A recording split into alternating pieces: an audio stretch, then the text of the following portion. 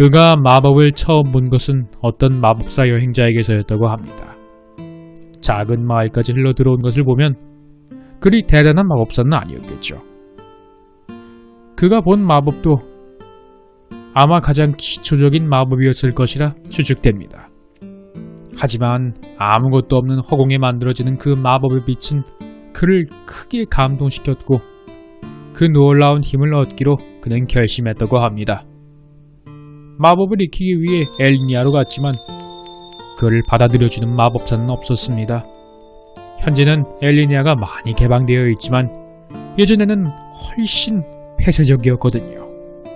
마법에 대해서 잘 알지도 못하는 시골 소년. 그것이 당시의 그였으니까요. 하지만 그는 포기하지 않았답니다. 마법을 배우고 싶다는 열정이 그를 노력하게 만들었지요. 그래서 그는 엘리니아의 털을 잡고 어깨 너머로 마법을 익혔답니다. 사람들은 그런 그를 비웃었지만 곧 그를 인정할 수밖에 없었죠. 그는 금방 첫 번째 전직을 해내었으니까요. 그의 천재성이 발견되는 순간이었습니다.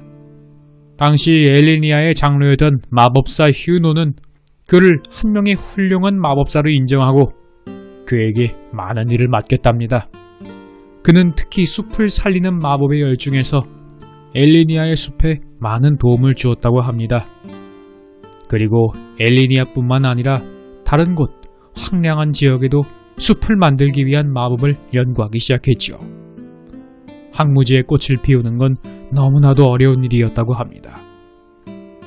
그는 보다 많은 마법을 얻기 위해 고대의 마법을 연구하기 시작했습니다. 고대 마법서적 해독에 열중했고 실제로 어느 정도 성과를 거두었다고 합니다. 당시 그의 별칭은 엘리니아의 천재였죠. 엘리니아의 천재. 그는 그 천재적인 재능으로 곧 두 번째, 세 번째 전직을 마치고 네 번째의 전직까지 하고 말았습니다. 유례없이 빠른 전직이었죠. 그렇지만 그는 결코 자만하지 않았습니다. 오히려 더욱 열정적으로 마법을 익혀나갔죠. 그의 마음은 높은 곳을 향한 갈증으로 항상 목말라 있었죠. 하지만 그 마법에 대한 열정이 부작용이었을까요? 더 큰 힘을 얻기 위해 금지된 고서에마저 손을 대어버리고 말았답니다. 다른 사람이라면 그 고서를 본다 해도 어떤 힘도 얻지 못했을 텐데 천재였던 그는 고대의 위험한 마법을 익혀버렸습니다. 그리고 힘을 얻어버리고 말았습니다. 그것이 어둠의 힘인 줄도 모르고 어둠의 마법이 점차 그를 지배하기 시작했습니다. 그는 점점 성격이 변해갔지요. 원래는 밝고 쾌활하면서도 연구에 진지한 성격이던 그는 점점 음침하고 집착적으로 변해갔습니다. 그저 마법 연구 때문에 피곤해서 그러리라 생각했던 사람들도 점점 그를 이상하게 생각하기 시작했지요. 어둠의 마법이 그를 잠식하고 그는 원래의 마법을 사용할 수 없게 되었습니다. 그러자 그는 점점 더 어둠의 마법에 깊이 빠져들었지요. 그리고 돌이킬 수 없는 잘못을 저질렀습니다. 많은 생명을 희생시켜 새로운 마법을 만들어버린 그는 그 힘이 세계를 위협하는 힘이 될 것을 몰랐을까요?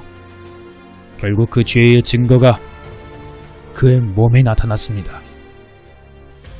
더 이상 인간의 모습조차 아니게 된 그에 대한 처분은 장로들에게 맡겨졌습니다.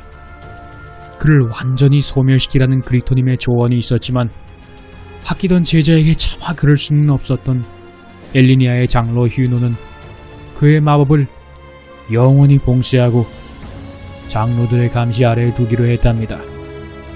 한 천재 마법사의 끝이란 너무도 처참했지요.